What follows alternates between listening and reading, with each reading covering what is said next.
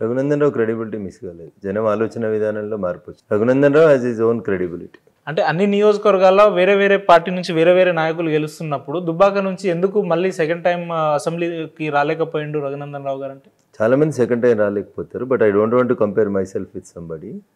దుబ్బాక అనేది ఒక ప్రత్యేకమైనటువంటి పరిస్థితులు ఉన్నాయి అక్కడ. నేను గెలిచిన మరుక్షణం నుంచి నన్ను టార్గెట్ చేసి కావాలని హరీష్ రావు నేతను ఒక రూపాయి ఇవ్వకుండా నియోజకవర్గం మీద కక్ష కట్టి మూడోసారి కూడా బీఆర్ఎస్ గెలుస్తుంది కాబట్టి మళ్ళీ రఘునందన్ రావుని గెలిపిస్తే డబ్బులు ఇవ్వమని బ్లాక్మెయిల్ చేస్తూ దిగజాడు రాజకీయాలు చేసి ఒక రకంగా ఆయన వ్యక్తిగతమైనటువంటి టార్గెట్ చేసి గెలిచారు. అంటే మూడేళ్ళు వాళ్ళు గెలిచారు, మేము ఓడిపోయాము. అంటే మూడేళ్లుగా మీరు నియోజకవర్గానికి ఏం చేయలేదని అనుకుంటున్నారా మీరు? సో అది ప్రజలను అడిగితే చెప్తారు. ఇప్పుడు పోయి అడగండి రఘునందన్ రావు అని చేసినాడు. మీరు ఇందాక అన్నారు కదా హరీష్ రావు గారు టార్గెట్ చేసిండు. సో ప్రజలు ఆలోచించినంత ప్రజలు ఆశించినంత అభివృద్ధి జరగలేదు అనేది వాస్తవం. ఎందుకు హరీష్ రావు గారికి రఘునందన్ రావు గారి టార్గెట్ అయ్యిండు? ఆయనకి ఎవరు పక్కలో ఎవరు ఉండొద్దు, సిట్ అంటే సిట్, స్టాండ్ అంటే స్టాండ్ అనేటోళ్ళు ఉండాలి, వ్యక్తిత్వం ఉన్నోళ్ళు, మాట్లాడేటోళ్ళు. సిద్దిపేటకు పైసలు ఎందుకు ఎక్కువ కొంచెం అవుతున్నావు, దుబ్బాకకి ఎందుకు ఇవ్వవు, సిద్దిపేటకి 2వ రింగ్ రోడ్ ఎట్లా వేసుకుంటావు, దుబ్బాకకు 1 రింగ్ రోడ్ ఎట్లా ఇవ్వవు అని అడిగేటోళ్ళు వద్దు. ఆయనకి కార్లో డోర్ తీసి వెనకాల కూర్చునేటోడు, ఆయన చుట్టూ ఆయన తప్ప ఇంకేం ఉండొద్దు అని అనుకునేటువంటి వ్యక్తి. ఆయన సమానంగా ఇంకొకరు ఎదుగుతుర్రంటే ఆయనకి ఎట్లా ఇష్టం ఉంటుంది? పాలిటిక్స్ లో అది ఆయనకు నచ్చదు, ఎవరికైనా నచ్చదు. మీరు కూడా మరి మీరు చెప్తున్నట్టు అందరు ఎమ్మెల్యే లెక్క ప్రశ్నించకుండా నియోజకవర్గ సమస్యల మీద మాట్లాడకుండా వాళ్ళు చెప్పినట్టు నడుచుకుంటూ అయిపోయేది కదా, మరి ఎందుకు ఇబ్బందులు? అది నా వ్యక్తిత్వం అది కాదు, నా క్రెడిబిలిటీ అట్లా కాదు. నన్ను ప్రజలు గెలిపించిందే ప్రశ్నించే గొంతని గెలిపించినారు, వాయిస్ ఆఫ్ ద వాయిస్లెస్ అని గెలిపించినారు. సో ప్రజల కోసమే మాట్లాడినా. నేను 3 ఏళ్ల కింద అసెంబ్లీలో మాట్లాడింది, నిన్న వాళ్ళ పార్టీకి వెళ్ళి గెలిచిన ఎమ్మెల్యే నిన్న 2 నెలల తర్వాత నిన్న మాట్లాడుతున్నాడు అసెంబ్లీలో దుబ్బాకకు రెవెన్యూ డివిజన్ ఇవ్వమని. నేను ఎమ్మెల్యే ఉన్నప్పుడు రెవెన్యూ డివిజన్ రాకుండా అడ్డుపడ్డది ఎవడంటే ఇదే కొత్త ప్రభాకర్ రెడ్డి, అదే హరీష్ రావు. ఇస్తే రఘునందన్ రావుకి పేరు వస్తుంది కాబట్టి ఇవ్వద్దని చెప్పి ఆపిండ్రు ప్రభుత్వంలో ఉండి. ఇప్పుడు వాళ్ళ ప్రభుత్వం మారింది, ఇప్పుడు వాళ్ళు పోయి దేహి అని ఇంకొకరిని అడుక్కోవాల్సిన పరిస్థితి. అయినా వాళ్ళతోటి కాదు, వాళ్ళు చేయలేరు. అన్న సార్వత్రిక ఎన్నికల సమయంలో మీరు అనేక సభల మీద అనేక వేదికల మీద ఈసారి బీజేపీ అధికారంలోకి రాబోతుంది, మేము గవర్నమెంట్ ఫామ్ చేస్తున్నాం అని చెప్పారు మీరు. ఇప్పుడు తీరా చూస్తే కనీసం 10ల సంఖ్యలో కూడా రాలేదు కదా. దీన్ని ఎట్లా ఏం చెప్పాలి? ఓడిపోతున్నామని చెప్పాలి. ఒక పార్టీని రిప్రజెంట్ చేస్తూ ఒక పార్టీ తరఫున ఎమ్మెల్యే అభ్యర్థికో ఎంపీ అభ్యర్థికో పోటీ చేసి మీరు నమ్ముకున్నంతగా ఎందుకు రిజల్ట్ రాలేదు అంటున్నారు? నేను అదే చెప్తాను. నేను నమ్మింది ఏందనేది మీకు చెప్పాం కదా, ఆన్ ఎయిర్ లో ఏం చెప్పాలో అదే చెప్తాం. ఏ పొలిటికల్ పార్టీ ఆఖరికి బహుజన్ సమాజ్ పార్టీనో లేకపోతే సమాజ్వాదీ పార్టీనో తెలంగాణలో పోటీ చేస్తున్నప్పుడు ఎన్ని సీట్లు గెలుస్తారంటే మేమే అధికారంలోకి వస్తామని చెప్తారు. ఓడిపోతామని చెప్తే నువ్వు రాజకీయాల్లో ఎట్లుంటావు, ఎట్లా పోటీ చేస్తావు? చేయలేవు కదా. సో నీకు ఉండాల్సిన కాన్ఫిడెన్స్ నీకు ఉండాలి. వాస్తవం ఏందనేది మాకు తెలుసు.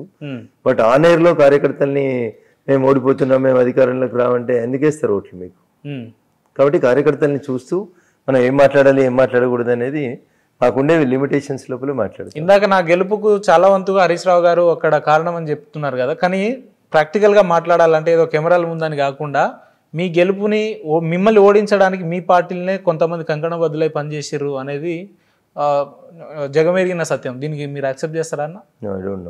నాకు అట్లాంటివి ఏం తెలియదు. మీకు తెలిస్తే ఎవరెవరు చేసారో చెప్పుండ్రి, ప్రజలు కూడా సంతోషం. మీకు కూడా తెలుసనే అనుకుంటున్నాం మేము. నాకు తెలియదు అన్న, నాకు అంత తెలియదు. నా బ్యాక్ ఏం జరుగుతుందో నాకు ఎట్లా తెలుసు? అంటే బీజేపీలో ఒక టాక్ నాకు కనబడదు కదా. అందరు నాయకులు ఒక సైడ్ ఉంటారు, రఘునందన్ రావు గారు నాకు కనబడదు కదా. ఉన్నది ఉన్నట్టు మాట్లాడితే ఊరందరి కడుపున వస్తుంది కదా. ఉన్నది ఉన్నట్టు మాట్లాడేటోడు ఊరందరికి శత్రువు లాగానే ఉంటాడు. వాస్తవాలు మాట్లాడితే ఎవరికైనా నచ్చకపోవచ్చు, దానికి నేనేం చేయలేను. నేను నా పరిస్థితి నా పద్ధతి నేను మార్చుకోలేను, నేను ఇట్లా ఉంటాను. అవతల వాళ్ళకి నచ్చకపోవడం వేరన్నా, కానీ మీ పార్టీలో ఎందుకు నచ్చలేదు అంటున్నా? మీ సిద్ధాంతాలు మీ లక్ష్యాలు అదేందో నాకు తెలియదు. మీరు కొత్తగా చెప్తున్నారు. ఎవరికి నచ్చుతలేనో వాళ్ళని అడిగితే బాగుంటుంది. నాకైతే అందరు నచ్చుతున్నారు, నేను అందరితో కలిసి పనిచేస్తాను. ఎవరైనా తప్పు చేస్తే తప్పు చేస్తున్నావు అని చెప్తాను. ఎట్లా అనిపించిందన్న మీరు పనిచేసిన ఈ 3-3.5 ఏళ్ల కాలంలో ఎమ్మెల్యేగా మీ పూర్తి బాధ్యతల్ని మీ నియోజకవర్గానికి మీరు సంతృప్తినిచ్చిరా? ఆ పదవికి మీరు న్యాయం చేయగలిగిరా? అంటే 100% చేసినండి. Now the people are feeling the difference. Raghunandan Rao MLA ఉన్నప్పుడు ఎట్లుండే, రామలింగారెడ్డి ఉన్నప్పుడు ఎట్లుండే, ఇప్పుడు ఎట్లుంది ప్రభాకర్ రెడ్డి అన్నట్టు ఆయన గెలిచిన తర్వాత. మీరు దుబ్బాకు పోయి మామూలుగా pulse of the Dubbaka people అడుగురు చెప్తారు. అంటే వాళ్ళు గెలిచి 3 నెలలు అవుతుంది కదా, ఇప్పటిలో అనిపించింది అంటారా? కనబడుతుంది కదా. 3 నెలల్లో 3 సార్లు రానోడు ఎట్లున్నాడు, గెలిచిన 365 రోజులలో 24 గంటలు అక్కడే ఉన్నాడు ఎట్లున్నాడు తెలుస్తుంది కదా. కనీసం క్యాంప్ ఆఫీస్ తాళం తీస్తలేరని జనం గోలపడి ఏడుస్తున్నారు. దాన్ని వదిలేసినారు అట్లా పాడుపడ్డ బంగ్లాలాగా, బూత్ బంగ్లాలాగా. So now the people of Dubbaka are realising it. వాళ్ళు తప్పు చేసినామని ప్రజలు అనుకుంటున్నారు. ఓడిపోయిన రఘునందన్ రావు గారు మెదక్లో నాకు ఎంపీ టికెట్ వస్తే నేను గెలుస్తా అని ఎందుకు పగటి కలలు అంటుండంటే? సో ఇప్పుడు మనిషి ఆశావాది, పగటి కలలు. రఘునందన్ రావు కంటే మంచి క్యాండిడేట్ మెదక్ జిల్లాలో ఎవరు లేరు. మెదక్ జిల్లా గురించి అన్ని పార్టీలలో లేరు. ఆ మాటకు వస్తే ఏ పార్టీలో కూడా నాకంటే కేపబిలిటీ ఉన్నాడు మెదక్ ఎంపీ అయితే ఎవరు లేడు. వాడు కూసోరాదు, వాడికి నడవరాదు, వానికి జిల్లాలో ఎన్ని మండలాలు ఉన్నాయో తెలియదు, ఎవరున్నారు నాకంటే గొప్పగా ఈ జిల్లా గురించి, నాకంటే గొప్పగా రాజకీయ నేపథ్యం ఉన్న వాళ్ళు ఒక పేరు చెప్పండి.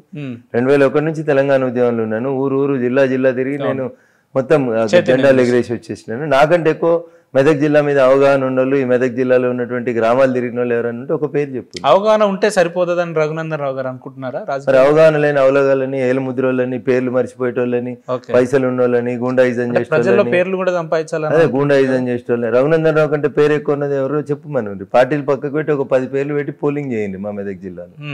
చెప్తారు జనం ఎవరైనా ఎక్కువ గుర్తుపడతారు. అంతెందుకన్నా పోదాంపా చౌరస్తాకి, ఏ చౌరస్తాకు పోదాంపా, నా మీద పోటీ చేసేటోళ్ళ బొమ్మ, నా బొమ్మ తీసుకుపోయి ఆ 3 బొమ్మలు పెట్టి అడుగు, ఎవరిని గుర్తుపడతామని చెప్తారో అప్పుడు తెలుసుకొని రండి. నా గురించి నేను చెప్పుకుంటే గొప్పలేదు. అసెంబ్లీ ఎన్నికల్లో కూడా ఇట్లానే మాట్లాడారు. మీకోసం నేను మాట మార్చుకోవాల్సి, రిజల్ట్ మీకు అనుకూలంగా రాలేదు కదా. కులమానం రిజల్ట్ అనుకుంటే రిజల్ట్ రాలేదు. It is an admitted fact. దాంట్లో కొత్తగా మాట్లాడాల్సింది, కొత్తగా చెప్పాల్సింది ఏం లేదు. రఘునందన్ రావుకున్న అవగాహన మిగతాలకు ఉందా లేదా అనేది ప్రజలకు తెలుసు, మీకు కూడా తెలిసి ఉండాలి. పోనీ ఆ పోటీ చేసే వాళ్ళు ఎవరో రేపు భవిష్యత్తులో ఎప్పుడైనా తారసపడతాం కదా ఒక వేదిక మీద, అప్పుడు తెలుస్తుంది కదా ఎవరికి ఏం తెలుసు ఎవరికి ఏం తెలియదు అనేది తెలుస్తుంది. అన్న ఈ రోజుల్లో రాజకీయ పరిస్థితులు చూసుకుంటే ఒక సర్పంచ్ గా నిలబడాలనే వ్యక్తి మనందరికీ తెలిసిందే ఒక 10-20 లక్షలు సుమారుగా ఖర్చు పెట్టుకుంటున్నాడు. అటువంటిది ఎమ్మెల్యే ఓడిపోయినా కూడా రఘునందన్ రావు గారు ఎంపీ టికెట్ అడుగుతున్నారు అని అంటే తను ఆర్థికంగా ఎంత బలపడి ఉంటాడు? అదే Raghunandan Rao income tax file చూస్తే తెలుస్తుంది. రఘునందన్ రావు ఎప్పటి నుంచి ఇన్కమ్ ట్యాక్స్ కడుతుండో పోయి ఇన్కమ్ ట్యాక్స్ డిపార్ట్మెంట్ అడిగితే వాళ్ళు ఇస్తారు ఫైల్. మా ఎలక్షన్ అఫిడవిట్ తీసి చదివితే ఆ ఎలక్షన్ అఫిడవిట్ లో కనబడుతుంది.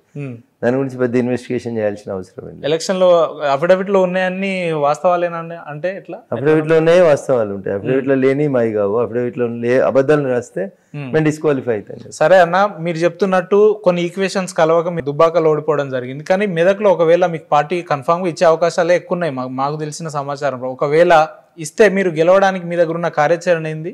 నరేంద్ర మోడీ గారు, భారతీయ జనతా పార్టీ, రఘునందన్ రావు ఈ జిల్లా ప్రజలతో ఉన్నటువంటి అనుబంధం, ఇక్కడ ఉన్నటువంటి పేద ప్రజల పక్షాన ఎక్కడున్నా కొట్లాడతాడు, మాట్లాడతాడు, తను గెలిచినటువంటి నియోజకవర్గానికి న్యాయం చేస్తాడు అనేటువంటి ఒక ఆశ.